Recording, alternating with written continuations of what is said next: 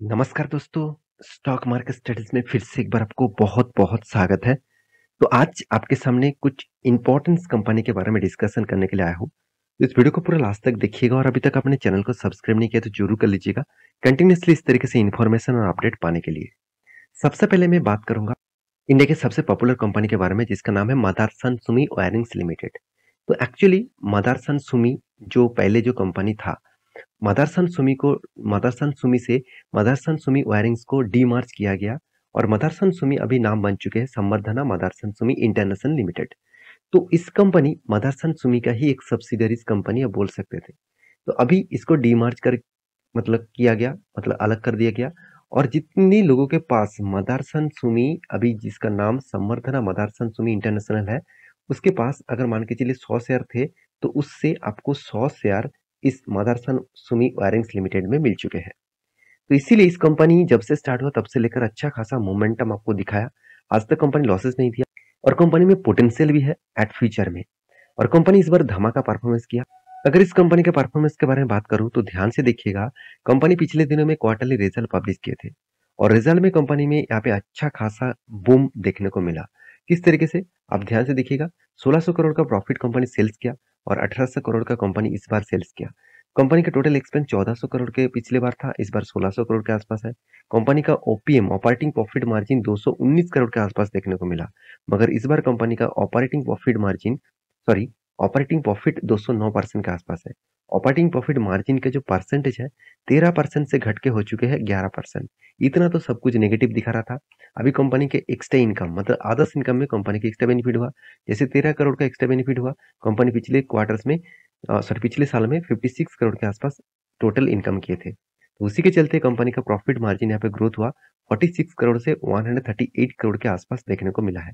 इसका मतलब एक अच्छा खासा ग्रोथ यहाँ पे देखने को मिला। और इसके चलते कंपनी के ऊपर किस तरीके से ग्रोथ हुआ, वो चलो मैं आपको समझाता हूँ। देखिए कंपनी इस बार अच्छा खासा यहाँ पे प्रॉफिट मतलब प्रॉपर्टीज परचेज किया। प्रॉपर्टीज, प्लांट और इक्विपमेंट्स को परचेज किया जो पिछली बार 178 करोड़ के आसपास था, इस बार वो बन चुके 366 करोड़ के आसपास। इसका मतलब अच्छा खासा यहाँ पे कंपनी का इन्वेस्टमेंट देखने को मिला। क्योंकि देखिए जितना इन्वेस्टमेंट आप करेंगे उतना ही आपके लिए फायदा होगा, मतलब कंपनी के लिए ही फायदा होगा। तो किस तरीके से कंपनी फायदा किया वो भी देखना जरूरी है। सबसे पहले बता दो कंपनी का रेवेन्यूज। तो फाइनेंशियल ईयर मतलब क्वार्टर ऑफ क्वार्टर बेसिस आप देख सकते हैं और यहाँ पे आप ईयर ऑफ ईयर बेसिस देख सकते हैं। मैं ईयर ऑफ ईयर बेसिस आपको दिखाऊंगा। तो सबसे पहले रेवेन्यूज के बारे में बात करूं तो पिछले सालों में कंपनी का 1662 करोड़ के आसपास रेवेन्यू जनरेट हुआ था। इस बार 1864 करोड़ के आसपास रेवेन्यू जनरेट हुआ, करीबन करीबन 12% के आसपास। ईबिटा मार्जिन जो सबसे इंपॉर्टेंट है, तो ईबिटा मार्जिन जिसको आप ने मतलब ग्रॉस प्रॉफिट भी बोल सकते हैं, जिसके टोटल जो ग्रोथ है वो यहाँ पे डाउन हो चुके हैं। मतलब ईबिटा मार्जिन में कंपनी का ग्रोथ डाउन हो चुके हैं। उसी के चलते कंपनी के ऊपर थोड़ा सा प्रेशर तो बनेगा। पेट मार्जिन जो पीबीटी मार्जिन है, जो प्रॉफिट बिफोर टैक्सेस, तो प्रॉफिट बिफोर टैक्सेस के बारे में बात करूं तो कंपनी इसका 215 करोड़ के आसपास देखने को मिला और इस बार कंपनी 179 करोड़। इसका मतलब प्रॉफिट बिफोर मार्जिन में भी कंपनी के ऊपर मतलब प्रेशर देखने को मिला है। हाँ, पेट मार्जिन, तो पेट मार्जिन में कंपनी का 104 करोड़ के आसपास देखने को मिला था, इस बार कंपनी का 138 करोड़ के आसपास देखने को मिला। देखिए इस बार कंपनी ने दो अलग अलग जगह पे नया प्लांट ओपन किया। जैसे फर्स्ट जो प्लान ओपन किया वो चेन्नई में है, जो न्यू प्लांट ओपन किया चेन्नई में। सेकेंड जो प्लान है वो ओपन किया नोएडा में। तो नोएडा में भी एक प्लांट ओपन किया गया और चेन्नई में भी एक प्लांट ओपन किया गया। 26 यहाँ पे टोटल कंपनी का प्लांट बन चुके हैं और कंपनी इस प्लांट के माध्यम से जो आयरन्स का बिजनेस है, साथ ही साथ सोलर प्रोजेक्ट का जो बिजनेस है, तो इस तरीके से प्रोजेक्ट को कंपनी मतलब कंफर्म कर रहा है और कंपनी कर भी रहा है। साथ ही साथ देखिए मैन्युफैक्चरिंग जो लोकेशंस है, वो ज़्यादातर लोकेशन कंपनी के आपको बेंगलुरु, पुणे, नासिक, साथ ही साथ आप देखेंगे तो गुजरात, नोएडा, इस तरीके से जगह पे आपको देखने को मिलेगा। और हाँ, एक लखनऊ में भी है और चेन्नई में भी नया ओपन किया गया है। तो कंपनीज के जो ग्रोथ है वो इस तरीके से हुआ। सबसे मुझे जो बेस्ट पॉइंट लगा कंपनी का कस्टमर, कंपनी कौन कौन कस्टमर का खुद का प्रोडक्ट बेच रहा है वो देखना सबसे ज्यादा जरूरी। अगर ध्यान से देखेंगे तो Motherson Sumi wirings limited is supplying to 10 out of 12 के बारे में बात किया जा रहा है। टॉप यहाँ पे देख सकते हैं selling passenger vehicles models in India. तो कंपनीज के ही जितने सारे गाड़ियों में कंपनी वायरिंग्स के ऊपर काम करते हैं उसी के ही ऊपर ज्यादा से ज्यादा मार्केट में सेल आउट होते हैं।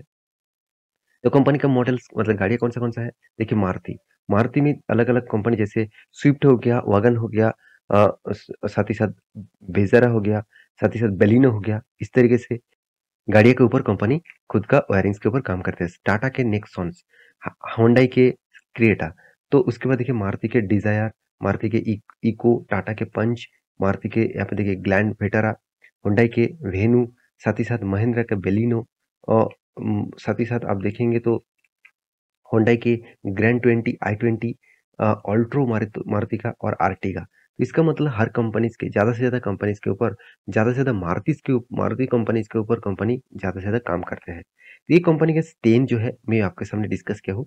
अभी रही बात कंपनी का, देखा जाए तो फाइनेंशियली ग्रोथ का, कंपनी किस तरीके से ग्रोथ हो रहा है, ध्यान से देखिएगा। कंपनी का वैल्यूएशन के हिसाब से मुझे ज़्यादा देखने को मिला।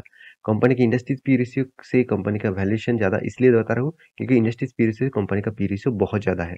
रही बात कंपनी का return of equity, return of capital employed best है। कंपनी का कर्जा भी ना के बराबर है। कंपनी अच्छा खासा यहाँ पे इनकम को भी मेंटेन कर रहा है।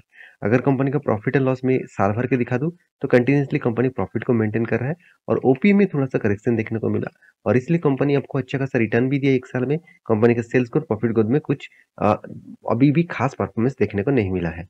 तो इंस्टीट्यूशन के बारे में बात करूं, आप ध्यान से देखिएगा। मदरसन स्विंग अरेंज लिमिटेड में तो पहले देखिए प्रोमोटर के पास जो होल्डिंग था 61% के आसपास, उससे 20% के आसपास कंपनी का प्लेजिंग भी था। कंपनी ने अभी होल्डिंग पूरा का पूरा रख चुके हैं, प्लेजिंग पूरा का पूरा घटा चुके हैं। इसका मतलब एक पॉजिटिव साइन देखने को मिलेगा क्योंकि कंपनी ने खुद का जो प्लेज था वो एकदम ना के बराबर लेके गया।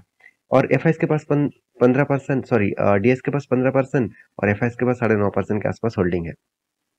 तो रही बात कंपनी के चार्ट पैटर्न का, तो मैं पहले भी आपको मेंशन किया था, ये जो ट्रेड है, इस ट्रेंड है, इस ट्रेंड के ऊपर अगर कंटिन्यूअसली ग्रो अप हुए तो यहाँ से एक ट्रेंड बनता है और एक बाइंग ट्रेंड बनेगा, और नेक्स्ट लेवल जो रहेगा इस हाई लेवल तक कंपनी का नेक्स्ट लेवल टारगेट रह सकते हैं। तो इसके लिए जरूर आप वॉच करिएगा। इसके टेलीग्राम में मैं पहले भी अपडेट दिया था, जाकर चेकआउट कर सकते हैं। सेकेंड जो कंपनी जिसके बारे में बात करूंगा उसका नाम है हिंदुस्तान फूड लिमिटेड। देखिए इस कंपनी के बारे में मैं बात करूं, मुझे इस कंपनी में बहुत स्टेन लगता है। आप कहेंगे सर इतना स्टेन क्यों दिखा रहा है? क्योंकि देखिए इस कंपनी के जो कस्टमर है वो देखेंगे तो आपको आप हैरान हो जाओगे।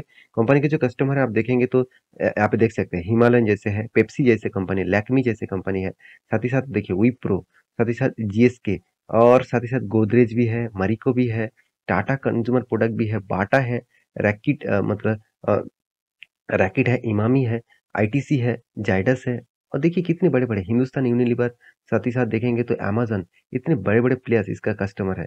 तो सोचिए कितने बड़े-बड़े प्लेयर्स इसका कस्टमर है, और इस कंपनी ने एक बहुत बड़ा अपडेट दिया जिसके चलते कंपनी इसका ग्रोथ और भी बढ़ने वाला है। तो कंपनी क्या अपडेट दिया, चलो मैं आपको दिखा देता हूँ। यहाँ पे बता रहे हैं द कंपनी, देखिए बेवरेजेस बेवरेजेस इंडस्ट्रीज में कंपनी सबसे ज़्यादा काम करते हैं। तो जो कार्बोहाइड्रेट जो बेवरेजेस होते हैं, जैसे देखा जाए तो Pepsi, Coca Cola, Thums Up, इस तरीके से जो प्रोडक्ट ब्रांड है, तो कंपनी काम कर किसके ऊपर करते हैं? कंपनी पेप्सी के ऊपर काम करते हैं। तो पेप्सी के ऊपर और भी एक कंपनीज काम करते हैं, आप सभी जानते हैं, वरुण बेवरेजेस लिमिटेड। तो वो नंबर वन कंपनी है। तो कंपनी क्या बता रहा है, the company beverages unit and the ice cream unit had the, यहाँ पे देखते हैं, decent start to the session through, यहाँ पे मैरिड बाय द, यहाँ पे देख सकते हैं। और नेक्स्ट जो सेशन है, इस सेशन में कंपनी बेवरेजेस के ऊपर और आइसक्रीम के ऊपर कंपनी बिजनेस स्टार्ट करने वाला है। तो कंपनी एक अच्छा खासा ग्रोथ करेगा अगर इस बिजनेस में एंटर हो तो। कंपनी ये भी बता रहे हैं क्वार्टर क्वार्टर का जो टैबलाइन है, आज यहाँ पे देख सकते हैं फ्लैट, मतलब कंपनी बता रहा है कि accounting account of fall in commodity commodity price, तो कमोडिटी प्राइस के इंक्रीजिंग के कारण क्वार्टर क्वार्टर में थोड़ा सा डिक्लाइंस देखने को मिला कंपनी में, क्योंकि कमोडिटी प्रोडक्ट्स अगर इंक्रीजिंग हुआ तो कंपनी के ऊपर प्रेशर तो बनेगा ही। तो कंपनी ये भी बता रहा है कि board has approved capex investment 25 crore. Company खुद के ऊपर 25 करोड़ से भी ज्यादा कंपनी इन्वेस्टमेंट करने वाले है, और वो भी कौन सा, मतलब यहाँ पे देखते हैं गुवाहाटी का जो और असम का जो फैक्ट्रीज है, उस फैक्ट्रीज में कंपनी इंक्रीजिंग करने वाला है खुद के कैपेक्स को। तो इसका मतलब कंपनी के जो नेक्स्ट क्वार्टर आने वाला है वो अच्छा खासा ग्रोथ यहाँ पे देखने को मिलेगा। तो कुछ पॉइंट्स आपके साथ में इसीलिए शेयर किया हूँ कंपनी के स्ट्रेंथ के बारे में बताने के लिए।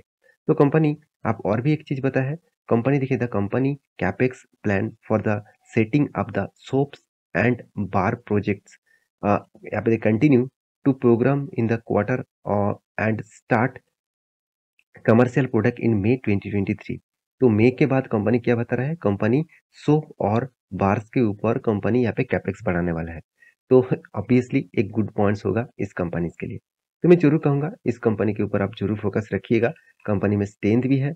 रही बात कंपनी का क्वार्टरली रिज़ल्ट का, तो कंपनी ने इस बार क्वार्टरली रिज़ल्ट भी अच्छा किया है।